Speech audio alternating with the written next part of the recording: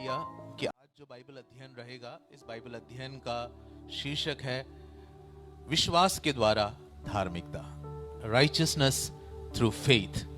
विश्वास के द्वारा धार्मिकता, परमेश्वर की धार्मिकता, राइचियसनेस, ये एक ऐसा विषय है जो पिता के हृदय के करीब है। हालेलुया। हम अक्सर धार्मिकता धार्मिकता धार्मिकता सुनते हैं, लेकिन बहुत बार हम इसके गहराइयों को और इसके अर्थ को पूर्ण रीति से पहचान ना पाना शैतान के हाथ में एक हथियार बन जाना है। हमारी अज्ञानता शैतान के लिए एक हथियार बन जाता है। आपने सुना मेरी बात को? हमारी अज्ञानता बहुत बार शैतान के लिए एक हथियार बन जाता है। हालेलुया। शैतान हमारी अज्ञानता का ही इस्तेमाल करता है। इसलिए यीशु मसीह ने कहा तुम सत्य जानोगे और सत्य तुम्हें क्या कर देगा? सत्य तुम्हें स्वतंत्र कर देगा। सब लोग मेरे साथ बोलिए, सत्य हम जानेंगे और सत्य हमें स्वतंत्र कर देगा। जोर से बोलना, ठीक है? क्योंकि जो आप मुंह से बोलते हैं उस बोलने के अनुसार प्रभु का वचन काम करता है। तो जोर से बोलिए कि हम सत्य जानेंगे और सत्य हमें स्वतंत्र करेगा। Hallelujah, praise the Lord. जैसे मैंने कहा कि हमारी अज्ञानता बहुत बार शैतान के लिए हथियार बन जाता है। प्रभु का धन्यवाद हो, प्रभु का धन्यवाद हो, प्रभु का धन्यवाद हो। हालेलुया। किसी ने मुझसे कहा कि पास्टर, आत्मिक रूप से उन्नति का क्या अर्थ होता है? कैसे हम आत्मिक उन्नति करें?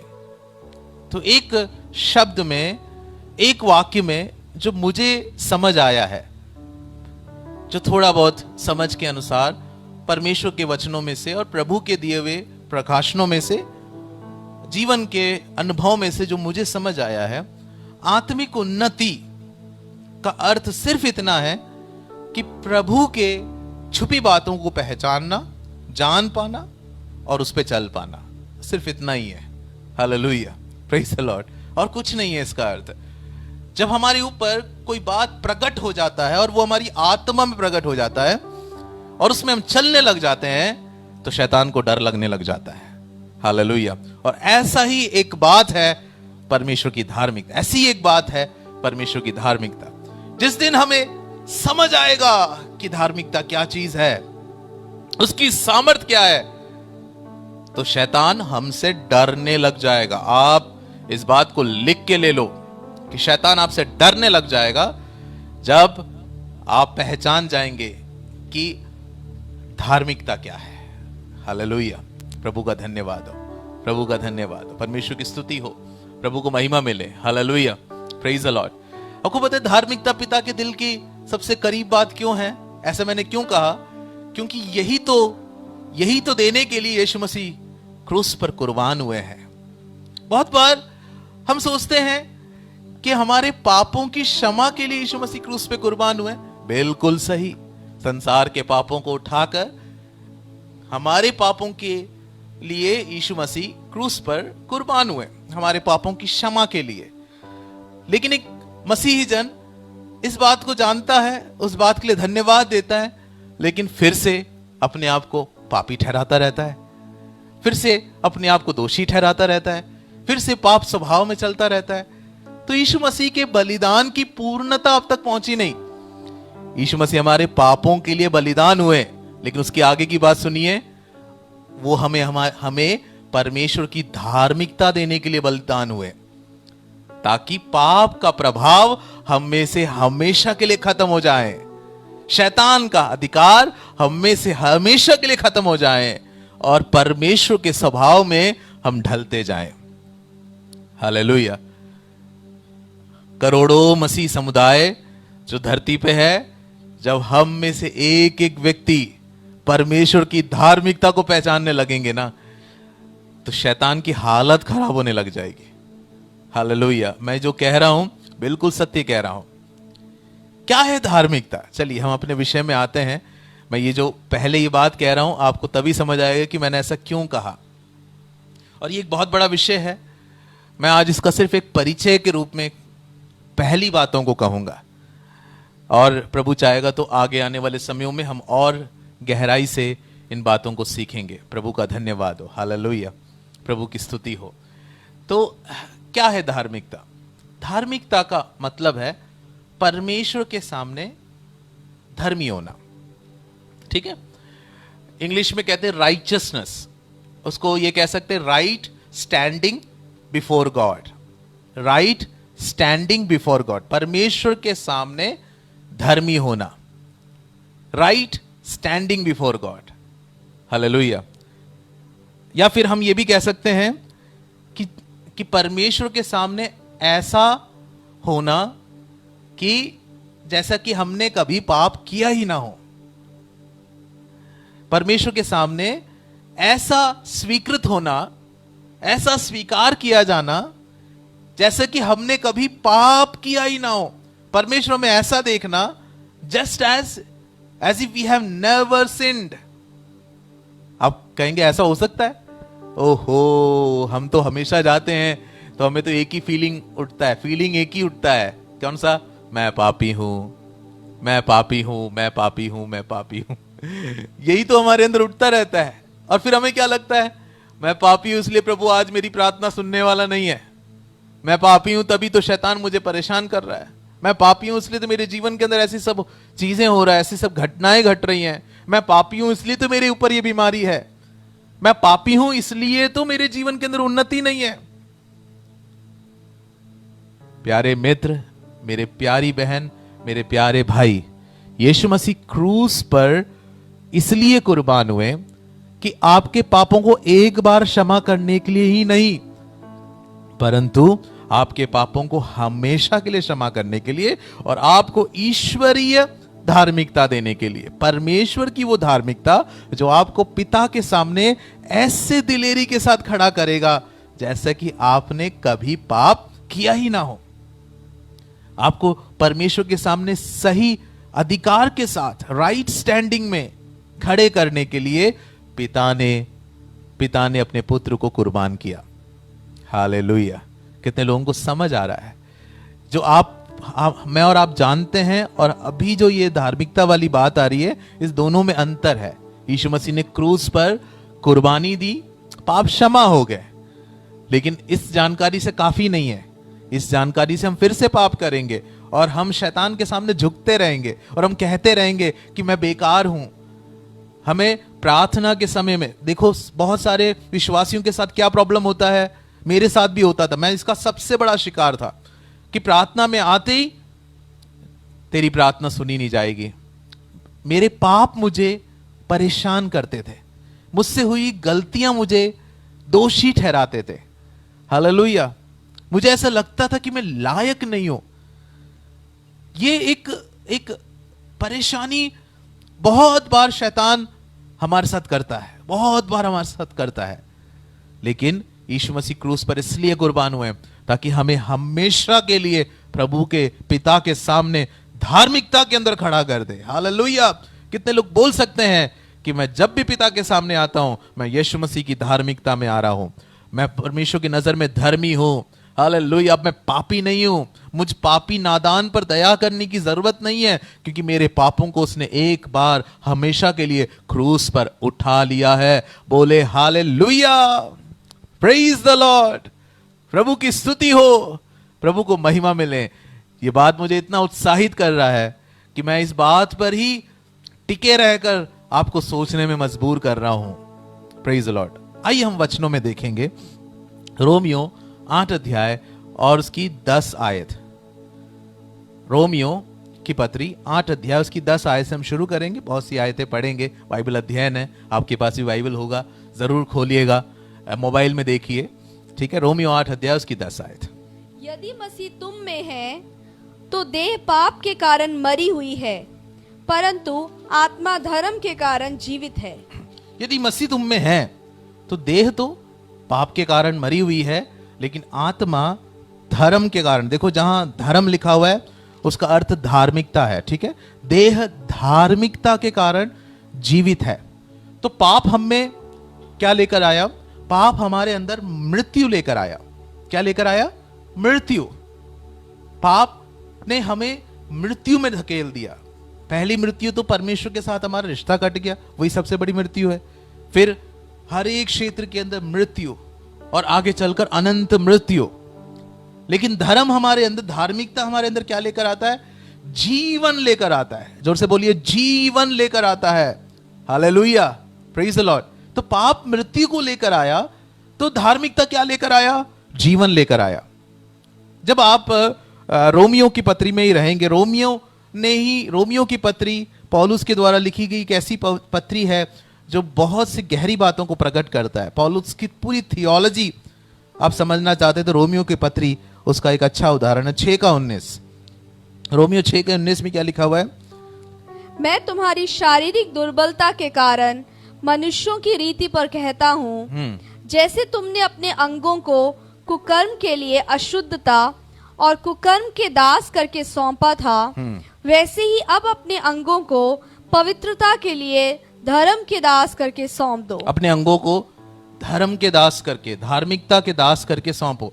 यानी पाप एक ऐसी प्रवृत्ति है जो हमें एक अधार्मिकता के जीवन की ओर ले जाता है। पाप सिर्फ एक कर्म नहीं है, ठीक है, इस बात को ध्यान से सुनना। पाप सिर्फ एक कर्म नहीं है, पाप एक नेचर है, एक प्रवृत्ति है जो इंसान के अंदर रहकर उसके अंदर क्या बोता रहता है? अधार्मिकता, बुराइयां बोता रहता है, करवाता रहता है। और फिर क्या होता है? उस अधार्मिकता का फल उसके जीवन में मिलता रहता है, उस अधार्मिकता का फल काटता रहता है। वेदनाएं, दर्द, बीमारियां, दुख, निराशाएं, शैतान के द्वारा सताया जाना, दुष्टात्माओं से पीड़ित होना, उसके फल काटता रहता है।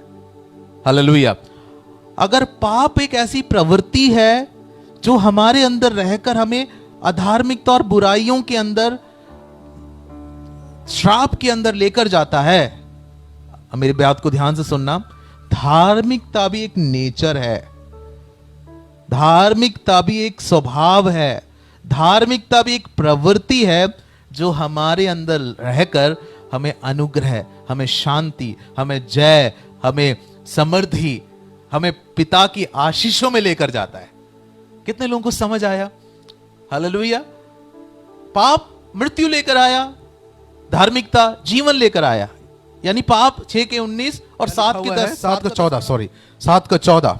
हम जानते हैं कि व्यवस्था तो आत्मिक है, परंतु मैं शारीरिक और पाप के हाथ बिका हुआ हूं। पाप के हाथ बिका हुआ हूं। क्या आपने महसूस किया है कि पाप एक ऐसी प्रवृत्ति बनकर, पाप एक स्वभाव बनकर हमारे अंदर रहता है और हम अच्छा करना चाहते हैं लेकिन हम अच्छा नहीं कर पाते, आप तड़पते हैं। हम सबके साथ ऐसा हुआ है, हम तड़पते हैं कि ये स्वभाव छूटे, ये स्वभाव छूटे, ये जीवन की आदत बदले, ये आदत छूटे, ये गलत विचार आना बंद हो जाएं। तड़पते हैं, लेकिन वो हमें छोड़ती क्यों नहीं है? क्योंकि पाप एक टाइम में होने वाला एक घटना नहीं है, पाप एक स्वभाव बनकर हमारे अंदर बसा हुआ है। और वो क्या लेकर आ रहा है? मृत्यु लेकर आ रहा है। क्या आपको समझ आ रहा है? अगर आपको समझ आ रहा है तो आप कृपया कमेंट्स में इस बात को लिखना, आमीन लिखना, या फिर आपको जो समझ आ रहा है वो जरूर लिखना, क्योंकि ये प्रकाशन की बातें मैं आपको समझाना चाहता हूं कि पाप एक स्वभाव है जो हमें हार की तरफ ले जा रहा है। रोमियो 7 अध्याय पढ़ना, पौलुस अपना संघर्ष बताता है कि मैं अच्छा तो करना चाहता हूं लेकिन बुरा कर जाता हूं, मैं सही रहना चाहता हूं लेकिन सही जी नहीं पा रहा हूं, मैं परमेश्वर की इच्छाओं में चलना चाहता हूं लेकिन फिर भी मेरी आंखें, मेरे कान, मेरी जुबान, मेरे शरीर की अभिलाषाएं मुझे कहां की तरफ धकेल रही हैं? मैं पाप की तरफ धकेला जा रहा हूं। एक संघर्ष के अंदर मैं पड़ा हुआ हूं। पता है क्यों? क्योंकि पाप हमारे अंदर एक स्वभाव बनकर बसा हुआ है। जब आपने यीशु को जान लिया, सुनिए, धार्मिकता नामक स्वभाव, धार्मिकता नामक नेचर आप में उंडेला गया। जो इस पाप का स्वभाव अगर बुराइयों को उत्पन्न कर रहा था, पाप का नेचर, पाप की प्रवृत्ति आप में से बुराइयों को जन्म ले रहा था, तो धार्मिकता क्या जन्म देगा? धार्मिकता जीवन को, धार्मिकता जय को, धार्मिकता शांति को जन्म देगा। लेकिन ये एक प्रकाशन है, इस धार्मिकता को स्वीकार करना पड़ेगा, इस धार्मिकता में चलना पड़ेगा। प्रभु का धन्यवाद हो, हालेलुया, प्रेज द लॉर्ड। हम वो जय में चल सकते हैं जिसका यीशु मसीह ने वायदा दिया, क्योंकि धार्मिकता जीवन लेकर आता है, धार्मिकता जय लेकर आता है। मनुष्य का पाप मृत्यु लेकर आया। रोमियो 8:10 कहता है धार्मिकता जीवन लेकर आता है। प्रभु का धन्यवाद हो, हालेलुया, प्रेज द लॉर्ड। लोग धार्मिकता के अलग अलग तरीके अपनाते हैं। हर एक व्यक्ति चाहता है कि मैं धर्मी हो जाऊं, मैं इस पाप में से छुटकारा पाऊं, मैं सही बन जाऊं, पाप के स्वभाव में से छुटकारा पाऊं। हर एक इंसान, हर एक मनुष्य चाहता है। और लोगों ने बहुत से तरीके अपना रखे हैं, बहुत से मार्ग अपना रखे हैं जिसके द्वारा वो उस धार्मिकता को पाना चाहते हैं। हालेलुया। कुछ लोग क्या करते हैं, कुछ लोग उनके द्वारा किए जाने वाले अच्छे काम, जब वो कुछ अच्छी बातें करते हैं, अच्छे कार्य करते हैं, या फिर वो अपने आप को दूसरे के साथ तुलना करके वो कहते हैं कि मैं तो सही हूं, मैं तो सही हूं, मैं तो उसके जैसा नहीं हूं, उसने तो चोरी की, वो तो लड़ाई झगड़े करता है, मैं उसके जैसा नहीं हूं, वो ऐसी आदतें रखता है, मैं तो ऐसी आदतें रखता नहीं हूं, तो मैं तो सही हूं, मैं तो अच्छा इंसान हूं। तो ये पहला लोगों का अपने आप को धर्मी ठहराने का, ये लोगों का पहला तरीका है। इसको कहते हैं इंग्लिश में सेल्फ राइचियसनेस। अपने आप को, स्वयं को धर्मी ठहराना और उसमें संतुष्ट रहना। अरे मैं तो उनके जैसा नहीं हूं, मैं तो उससे अच्छा हूं। क्योंकि वो पाप की परिभाषा को बड़े बड़े कर्मों में देखते हैं, बड़े बड़े बुराइयों में देखते हैं, जैसे कत्ल करना, लूटना, गरीबों का छीन लेना, ऐसे सब देखते हैं। और वो सोचते हैं कि ये सब तो हम करते नहीं है, हम तो अच्छे हैं, हमारे स्वभाव भी अच्छा है, हम तो इन सब चीजों को छुआ भी नहीं है, हमने कभी तो ऐसा कोई काम किया भी नहीं है, तो हम धर्मी हैं। प्यारे मित्रों, ये एक झूठी धार्मिकता है। क्योंकि पाप जो आप परिभाषा दे रहे हो ना, उससे भी गहरा है। पाप तो वो हर एक बुरे विचार भी है जो मेरे और आपके मन से निकलता है।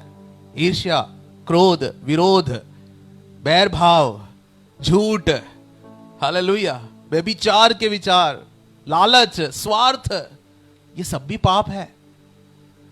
तो हमारी धार्मिकता हमें बचा नहीं सकता, वो सच्ची धार्मिकता है नहीं। फिर दूसरा लोगों का एक और धार्मिकता का तरीका है कि भले कामों को करना। जैसे कि गरीबों को खाना खिला दिया, भिखारियों को भीख दे दिया, जरूरतमंदों की जरूरत पूरा कर दिया। इस समय में भी बहुत से लोग ऐसा करते हैं, दान पुण्य के काम करना, अच्छे कामों को करना, किसी के जरूरत में उसकी मदद कर देना। हालेलुया। तो अब वो सोचते हैं कि मैं ऐसा कर कर मैं क्या कमा रहा हूं, मैं धार्मिकता कमा रहा हूं, मैं अच्छा मनुष्य बन रहा हूं, मैं परमेश्वर की नजर में स्वीकार किया जाऊंगा। यही तो हमारे मन में बिठाया गया, हमारे देश में यही तो संस्कृति है कि हम दान पुण्य भी इसलिए करते हैं कि हम ईश्वर के नजर में पुण्य कमाएं, आशीषें कमाएं। हमारे अच्छे कर्मों के द्वारा हम पुण्य, आशीषें, ईश्वर की प्रीति कमाएं। लेकिन आपको पता है यह भी सही धार्मिकता नहीं है, क्योंकि इस करने के अंदर भी कहीं ना कहीं आपका स्वार्थ छिपा हुआ है। आप ये सब क्यों करते हो? इसलिए करते हो ताकि इसमें से आपको वापस मिले। तो इसको पता क्या कहते हैं? इसको राइचियसनेस बाय वर्क कहते हैं। राइचियसनेस बाय वर्क, कामों के द्वारा अपने आप को धर्मी ठहराना। अब समझ रहे हैं? काम करके, कर्म करके। देखो, मैं उनकी बुराई नहीं कर रहा जो अच्छे कर्म करते हैं। अच्छे कर्म सबको करना चाहिए, बल्कि मैं तो कहूंगा कि विश्वासियों को ज्यादा करना चाहिए। इसलिए नहीं कि हमें अच्छे कर्म करने में कोई मजबूर कर रहा है, इसलिए क्योंकि हमारा स्वभाव ही भला करने का है। परंतु ये अच्छा कर्म हमें धार्मिकता खरीद के नहीं दे सकता है, परमेश्वर की प्रीति खरीद के नहीं दे सकता है, परमेश्वर की आशीषें खरीद के नहीं दे सकता है। पुण्य कर्मों के द्वारा आप कुछ कमा नहीं सकते हैं। Hallelujah, praise the Lord. क्योंकि बाइबल साफ और स्पष्ट कहता है मनुष्य के भले काम भी, बाइबल साफ और स्पष्ट कहता है कि मनुष्य के भले काम भी परमेश्वर के नजरों में मैले चित्रों के समान है।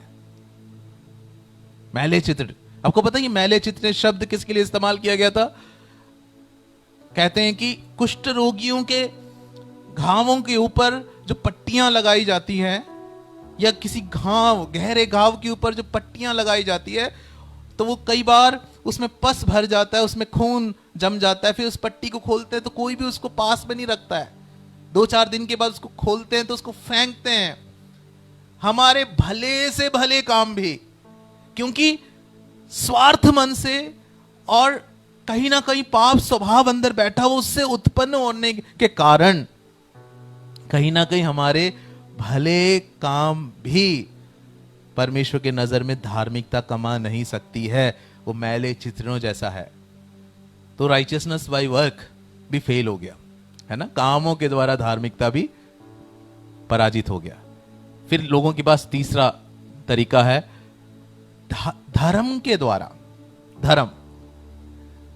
धर्म क्या है? धर्म की एक सरल परिभाषा बताएं तो धर्म का मतलब होता है इंसान का परमेश्वर की खोज। परमेश्वर को इंसान जो परमेश्वर को खोजता है और उसके लिए जो मार्ग निकाले हैं वो धर्म है। हालेलुया।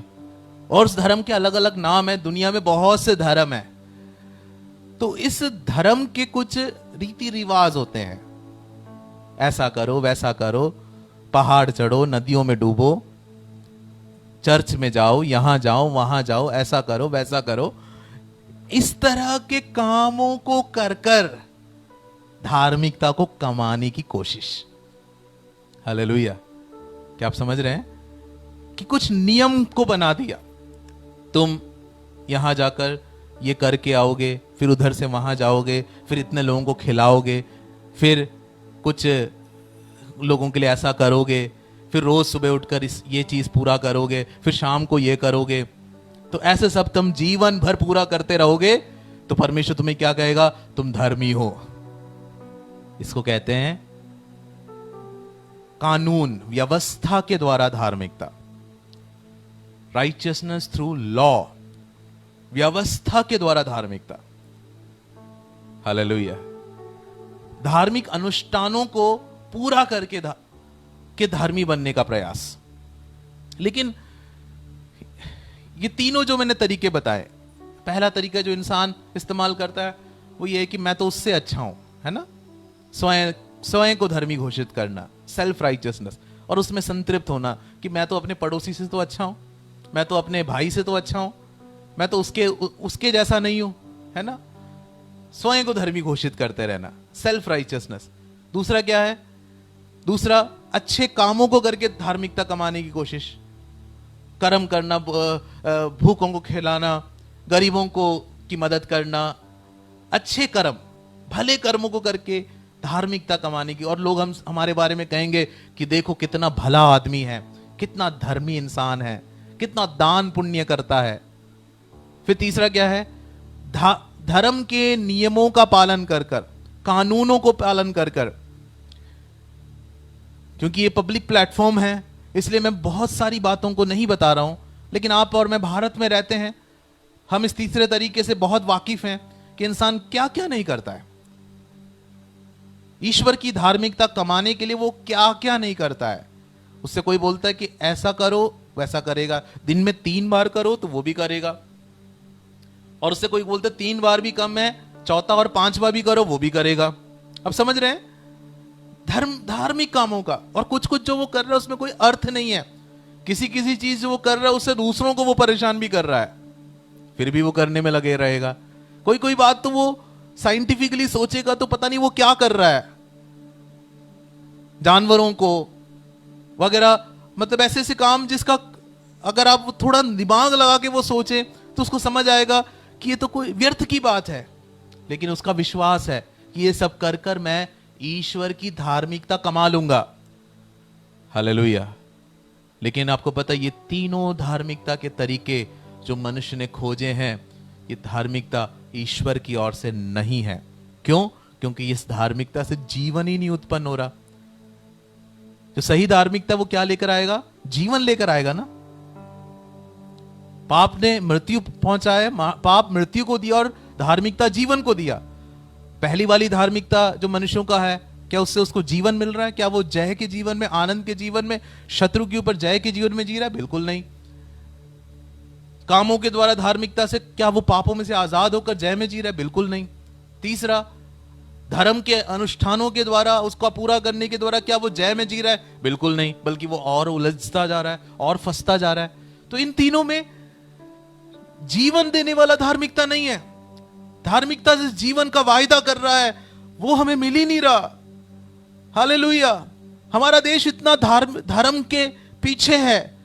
हमारे देश के अंदर जितने धर्म है, जितने अच्छे भले काम है, जितने गुरु हैं, जितने पुण्य के कामों पे जोर दिया जाता है, इतना दुनिया में किस देश में किया जा रहा है? इतना सब होने के बाद भी क्या हमारा देश समृद्ध है? नहीं। दुनिया के बहुत सारे देशों से हमारा देश पीछे है समृद्धि के हिसाब से। क्या हमारे देश से गरीबी हट गया? क्या हमारे देश में सब लोग संतृप्त हैं? क्या हमारे देश में शांति है? नहीं, अशांति, लड़ाई झगड़े। जिस धार्मिकता को वो कर रहे हैं, उस धार्मिकता के नाम पर वो आपस में लड़ रहे हैं। क्या फायदा हुआ? प्रिय मित्र, मैं आपसे पूछना चाहता हूं कि ये परमेश्वर की धार्मिकता कैसे हो सकती है? परमेश्वर की धार्मिकता तो जीवन लेकर आना चाहिए। थोड़ा सा हम सब इस बात को सोचें। आशा करता हूं कि आपको मेरी बात समझ आ रही है। तो वो जीवन लेकर आने वाली धार्मिकता क्या है?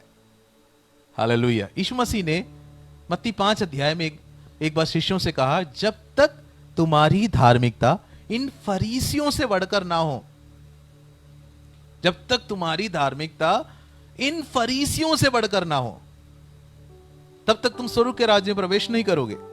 तो फरीसी अच्छे काम करते थे, फरीसी धर्म के अनुष्ठान पूरा करते थे, व्यवस्था का पालन करते थे, सब कुछ करते थे, लेकिन उनकी धार्मिक, उनके अंदर जीवन नहीं था, परमेश्वर का आनंद जय नहीं था, उनके अंदर विरोध था। यीशु मसीह ने सिखाया कि इनसे बड़ी कोई धार्मिकता है।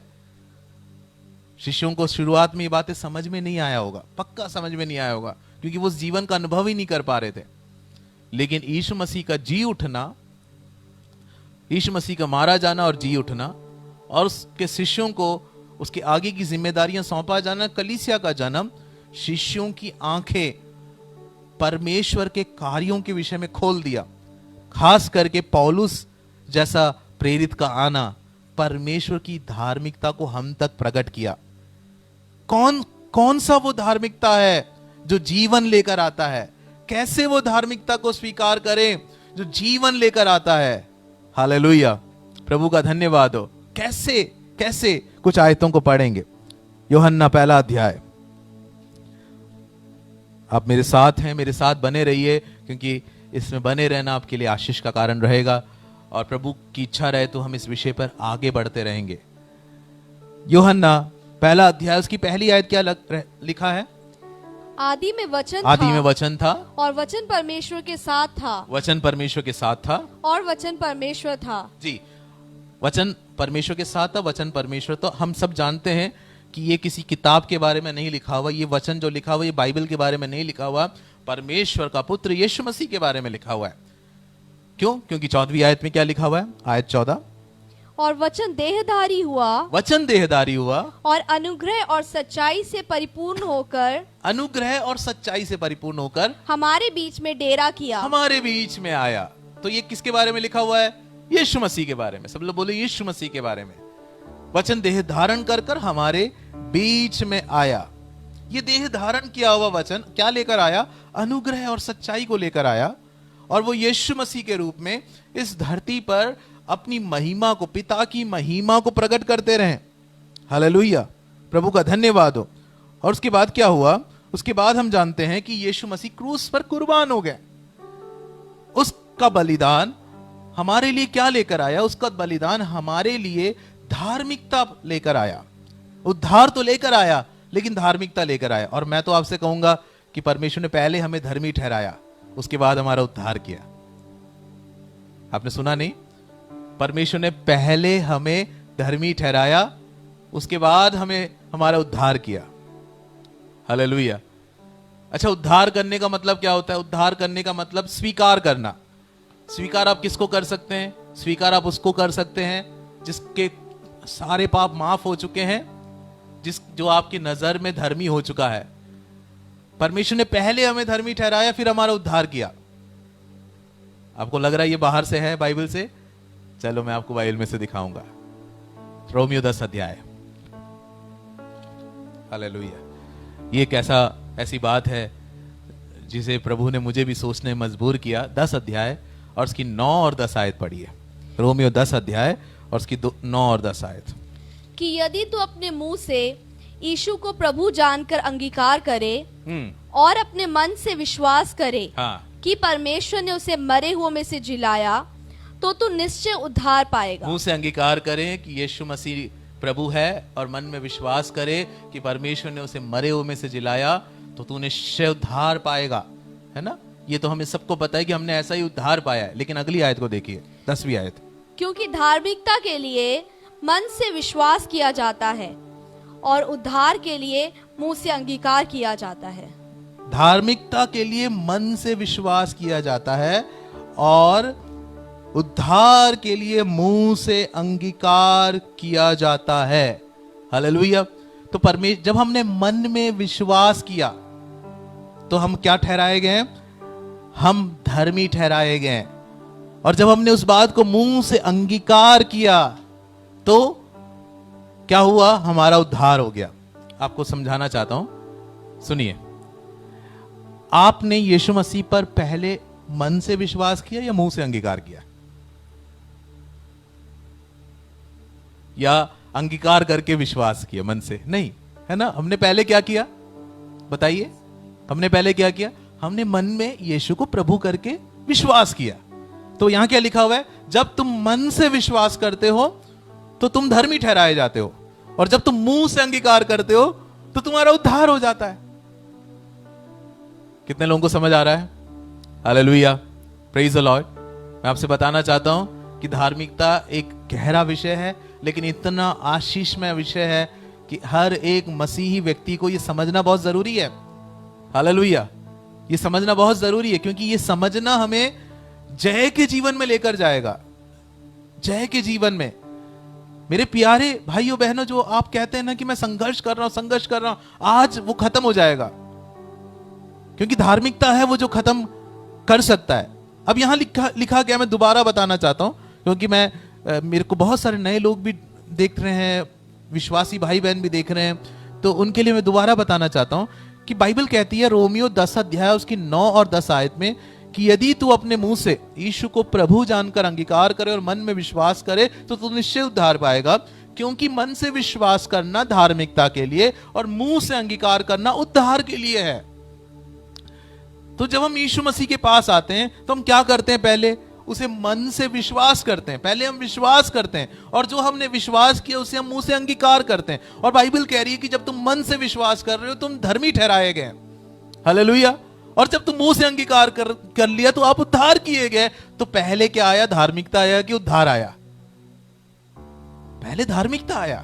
परमेश्वर ने पहले आपको स्वीकार कर लिया, पहले आपके ऊपर घोषणा कर दिया कि मेरा बेटा रॉबिन, मेरा बेटा मेरी बेटी सिमरन, मेरा बेटा जीजो, ये मेरे नजरों में पाप रहित है, ये मेरी नजरों में धर्मी है, मैंने इसको गले से लगाया है, इसके अंदर कोई दोष नहीं है।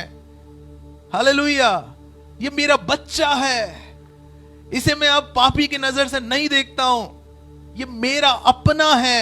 इस बात को पहले पिता ने आपके ऊपर कहा, फिर आपको गले से लगाया। Hallelujah, praise the Lord. जिसको प्रभु ने पहले धर्मी ठहरा दिया उसको कैसे हम पापी बुला सकते हैं? हालेलुया। आपको जब प्रभु ने धर्मी ठहराया तो आपको क्या करना है? बस इस धार्मिकता को स्वीकार करना है और शैतान को मुंह तोड़ जवाब देना है। Praise the Lord. क्योंकि अब मैं आपको बताना चाहता हूं कि यह धार्मिकता, परमेश्वर की धार्मिकता कैसे है, क्योंकि इसमें आपका कोई भी एफर्ट नहीं है, इसमें आपको कुछ करना ही नहीं है। आपका तो वो है ना जिसमें आपको कुछ करना पड़ेगा। अगर प्रभु मुझसे कहता कि मैं तुझे धर्मी ठहराऊंगा, पहले 15 बारी जो है ना उठक बैठक कर, तो आपको धर्मी ठहराने के बाद आपको पता क्या कहते हैं? ये मेरी धार्मिकता है, क्योंकि मैंने 15 बारी उठक बैठक किया। अगर प्रभु कहता कि मैं तुझे धर्मी ठहराऊंगा, जा मेरे लिए 10,000 रुपए की भेंट कलीसिया में देकर आ जा, तो आपको पता है जब आपको धार्मिकता मिलेगी तो आप कहेंगे कि ये तो मेरी धार्मिकता है, क्योंकि मैंने 10,000 रुपए रिश्वत दिया पिता को तो मुझे धार्मिकता मिल गई। इसलिए प्रभु ने आपका कुछ नहीं लिया। हालेलुया। और प्रभु ने आपको मुफ्त में अनुग्रह के द्वारा आपको धर्मी ठहरा दिया। आपके माफी मांगने से भी पहले, मुंह से बोलने से भी पहले, जब आपने विश्वास किया उस पर और उसके बलिदान पर, आपने दिल से विश्वास किया, पिता ने बोला ये मेरा धर्मी बेटा है। कुछ नहीं करना था आपको। कितना अद्भुत प्रकाशन है।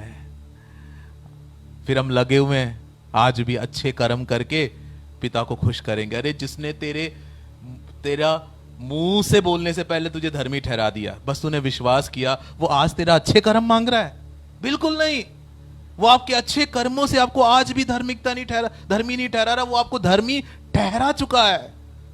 बोलिए इस सत्य को 15,000 बारी बोलना पड़े तब भी बोलिए, जब तक आपकी बुद्धि को यह बात समझ ना आए, जब तक ये हमारे भेजे में ना घुस जाए, तब तक बोलिए कि उसने मेरा कुछ लिया ही नहीं, मुझसे कुछ लिया ही नहीं, मुझसे कुछ कहा ही नहीं।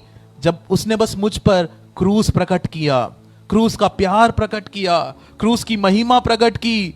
हालेलुया। और जब मैंने उस बात पर विश्वास किया, उसने कहा ये मेरा बेटा, ये धर्मी है। और ये पूरी रीति से परमेश्वर की धार्मिकता है। ये परमेश्वर की धार्मिकता है। और ये परमेश्वर की धार्मिकता पर आप चलने लगेंगे, इस धार्मिकता को सबमिट करेंगे, तब हमारे जीवन के अंदर इस धार्मिकता का फल प्रकट होने लग जाएगा। लेकिन हमारे लिए बड़ा मुश्किल है इस धार्मिकता को स्वीकार करना, क्योंकि हमारी आदत क्या है? हमारी आदत यह है कि कुछ करके लेना, है ना, कुछ करना फिर लेना। थोड़ा बहुत तो कर दे, है ना, थोड़ा बहुत तो कुछ करे। आपने देखा होगा जहां मुफ्त में ट्यूशन भी दिया जाता है कई जगह, वहां कम से कम 100 रुपए लोगों से, बच्चों से ले लेते हैं, 50 रुपए ले लेते हैं। पता है क्यों? क्योंकि जब थोड़ा भी दे देते हैं ना तो इंसान को लगता है कि मेरा है। और चलाने वाले हमेशा कहते हैं कि अगर 50 रुपए इनसे ले लेंगे तो ये रेगुलर आएंगे। जिस दिन ये मुफ्त में लेते हैं ना, तब तक वो उसमें सीरियस नहीं होते। हमारी आदत पड़ी हुई है कि हम कुछ करेंगे फिर हमें मिलेगा। हम एक पैर में खड़े होंगे फिर प्रभु कहेगा वाह मेरे बच्चे, तू एक पैर में 1 घंटे तक खड़ा रहा, अब से लेकर तू धर्मी है, ले ले।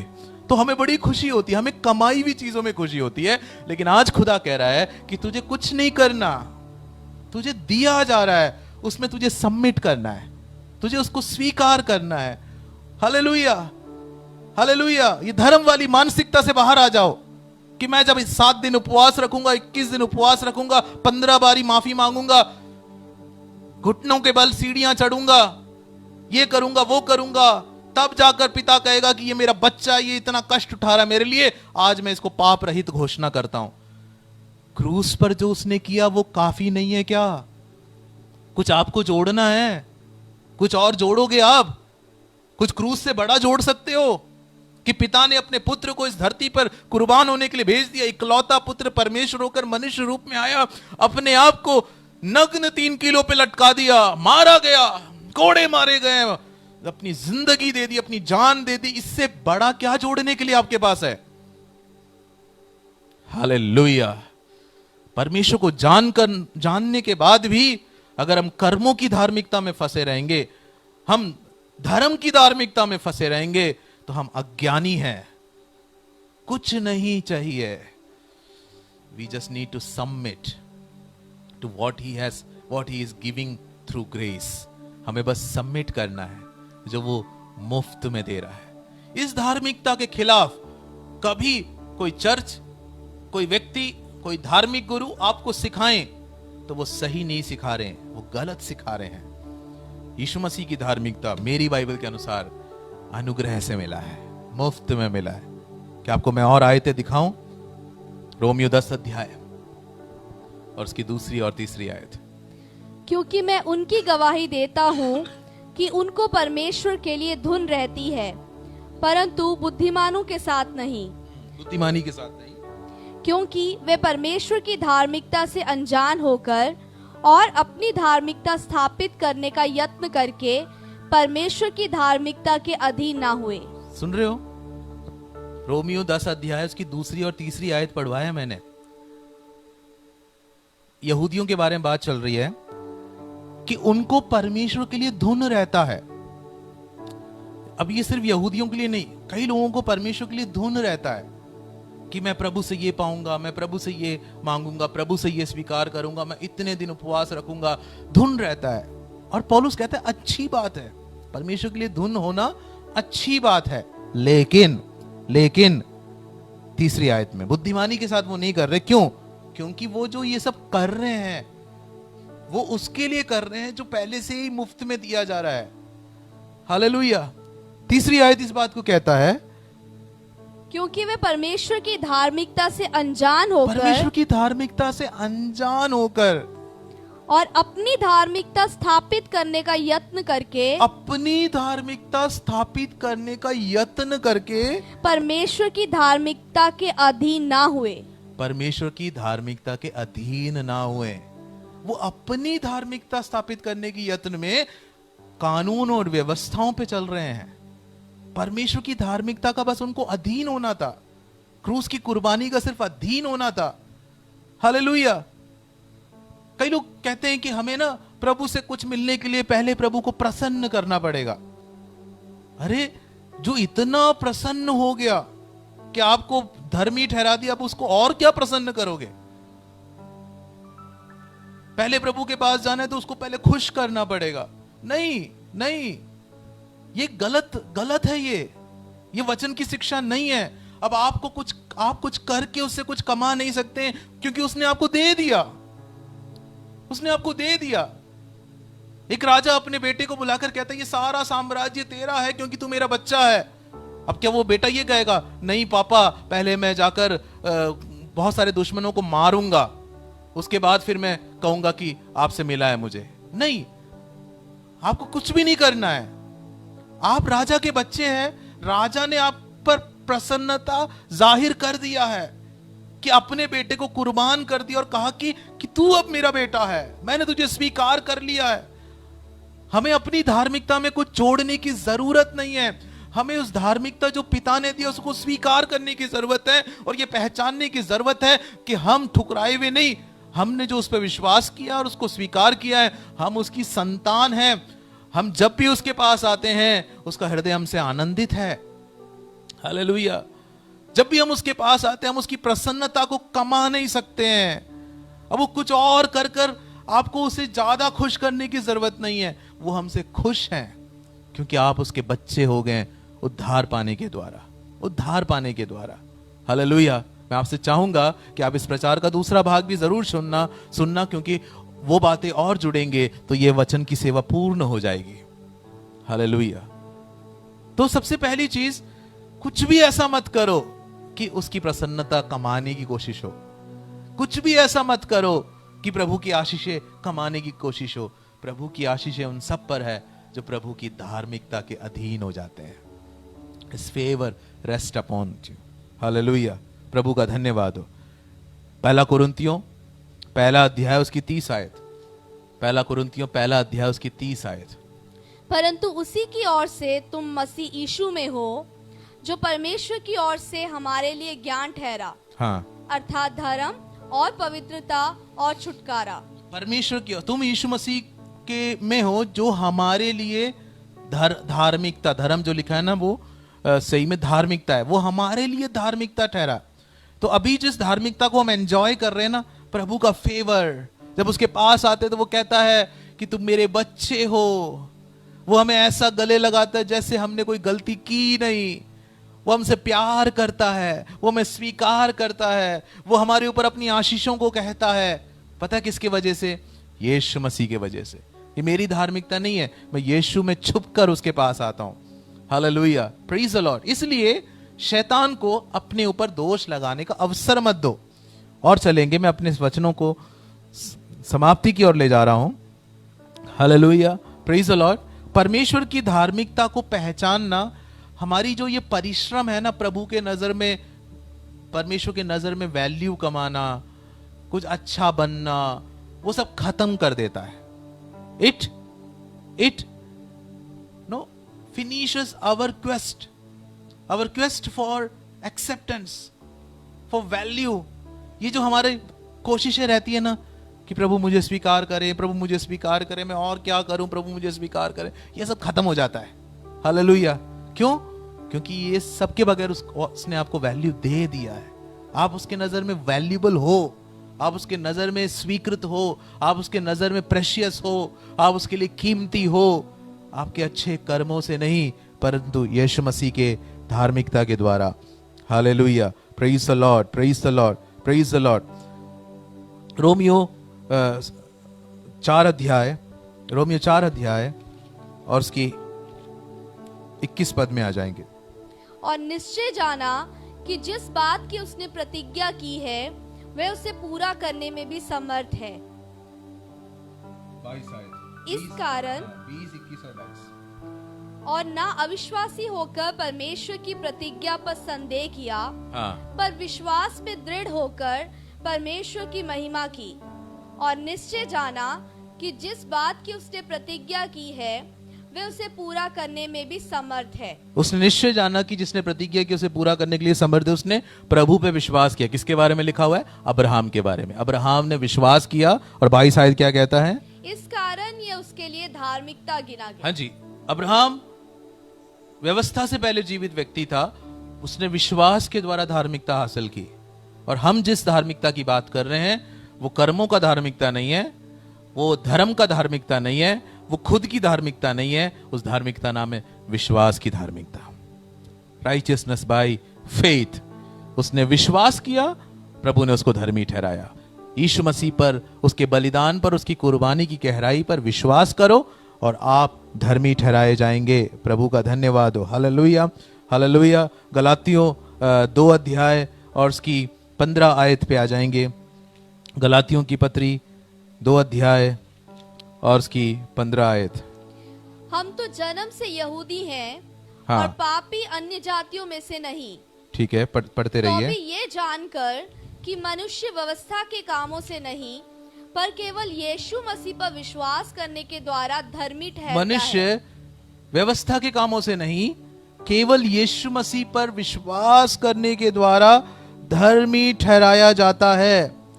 हालेलुया। और पढ़ते रहिए। हमने आप भी मसीह यीशु पर विश्वास किया कि हम व्यवस्था के कामों से नहीं पर मसीह पर विश्वास करने से धर्मी ठहरे, इसलिए कि व्यवस्था के कामों से कोई प्राणी धर्मी ना ठहरेगा। व्यवस्था से कोई भी धर्मी नहीं ठहरेगा, स्पष्ट लिखा हुआ है। हम कौन सी आयत पढ़ रहे हैं? गलातियों 2 अध्याय और उसकी 15 आयत से लेकर हम पढ़ रहे हैं कि व्यवस्था से कोई भी धर्मी नहीं ठहराया जाएगा। और पढ़ते रहिए। हम जो मसीह में धर्मी ठहरना चाहते हैं, यदि आप ही पापी निकले तो क्या मसीह पाप का सेवक है? ठीक है, पढ़ते रहेंगे। 19 आयत को। मैं तो व्यवस्था के द्वारा व्यवस्था के लिए मर गया कि परमेश्वर के लिए जीऊं। मैं व्यवस्था के लिए मर गया, परमेश्वर के लिए जीऊं। 20 आयत। मैं मसीह के साथ क्रूस पर चढ़ाया गया हूँ। अब मैं जीवित ना रहा पर मसीह मुझ में जीवित है। मसीह मुझ में जीवित है। अब मेरी धार्मिकता नहीं, किसकी धार्मिकता प्रकट हो रही है? मसीह की धार्मिकता प्रकट हो रही है। 21 आयत को देखिए। मैं परमेश्वर के अनुग्रह को व्यर्थ नहीं ठहराता। हाँ। क्योंकि यदि व्यवस्था के द्वारा धार्मिकता होती तो मसीह का मरना व्यर्थ होता। अगर व्यवस्था के द्वारा धार्मिकता आती तो मसीह का मरना बेकार होता।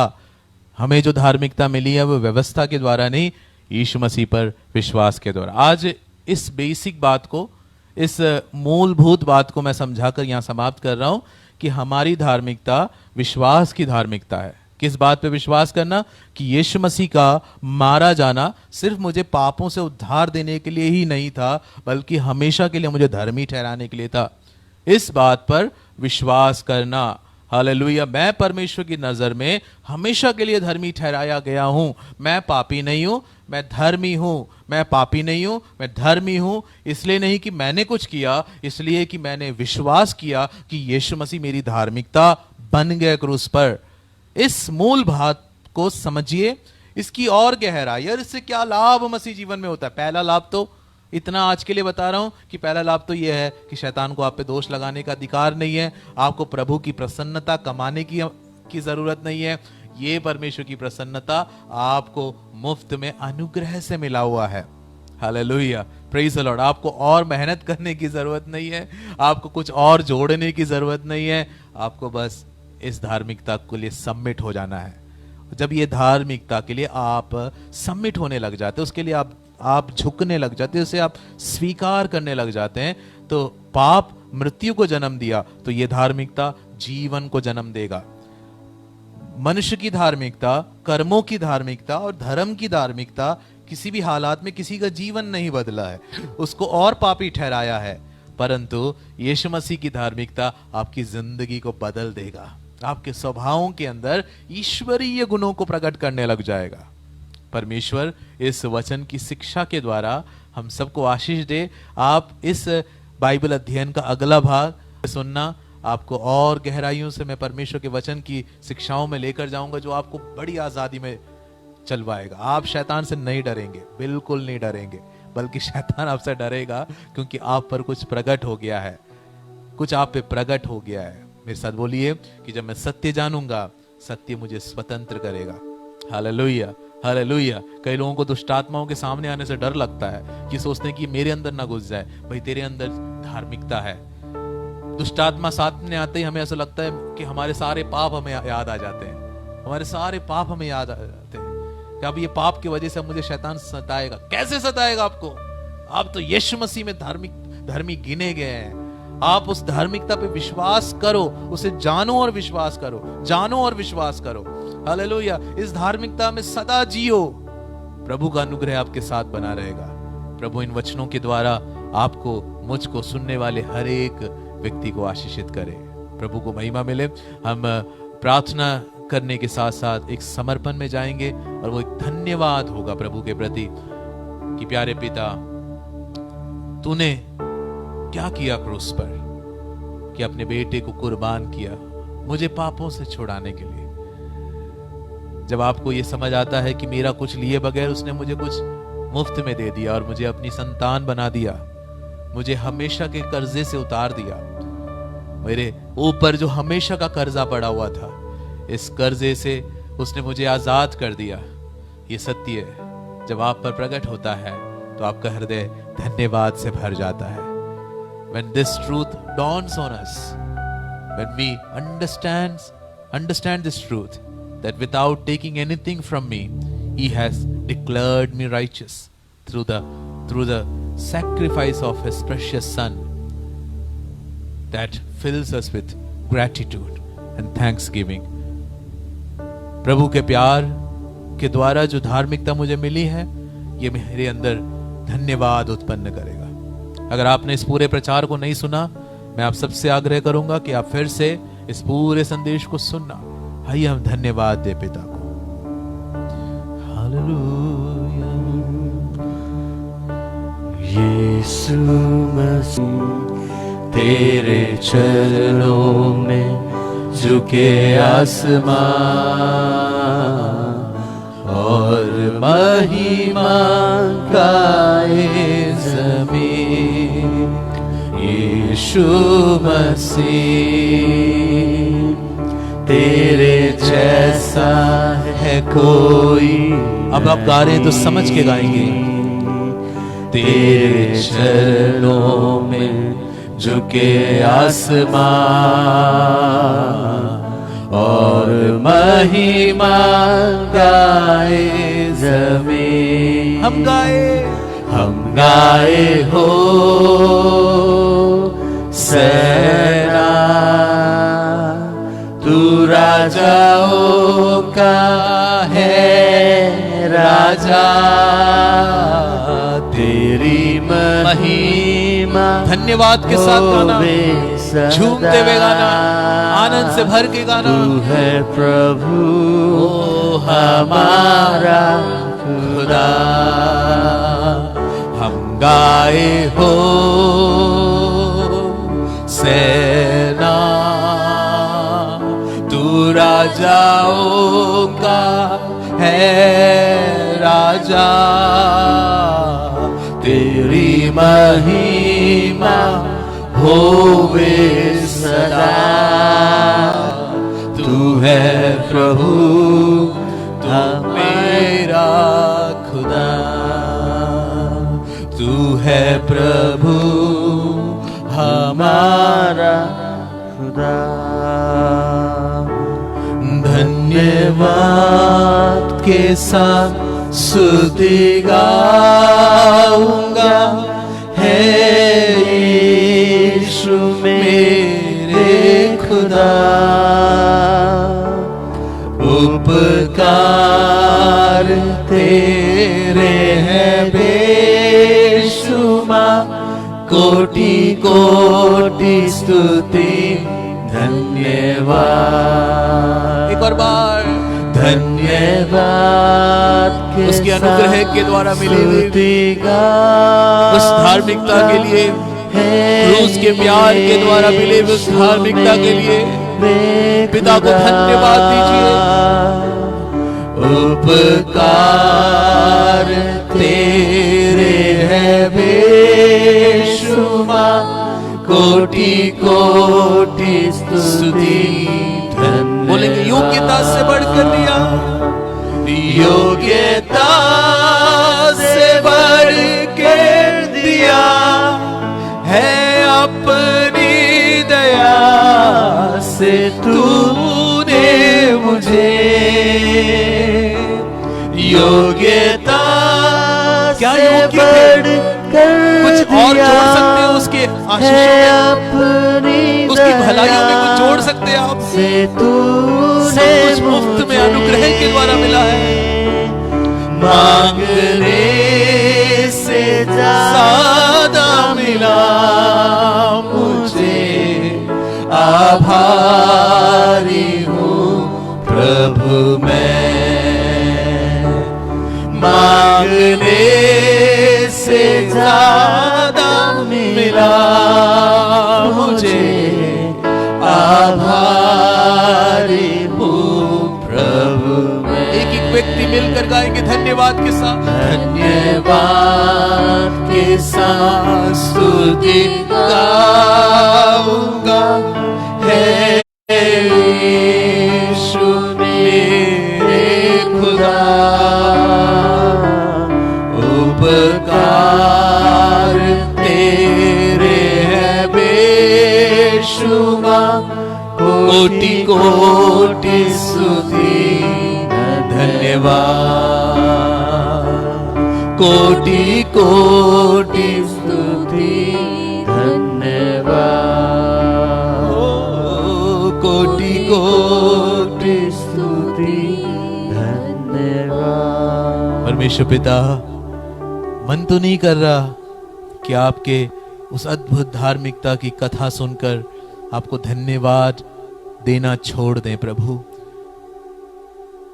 मन तो कर रहा है कि हम आपकी उपस्थिति में बैठकर आपको बस धन्यवाद देते रहें कि हमारे उद्धार करने से पहले तूने हमें धर्मी ठहरा दिया, हमें गले लगाया और हमसे बोला कि अब से लेकर तू मेरे नजर में धर्मी है।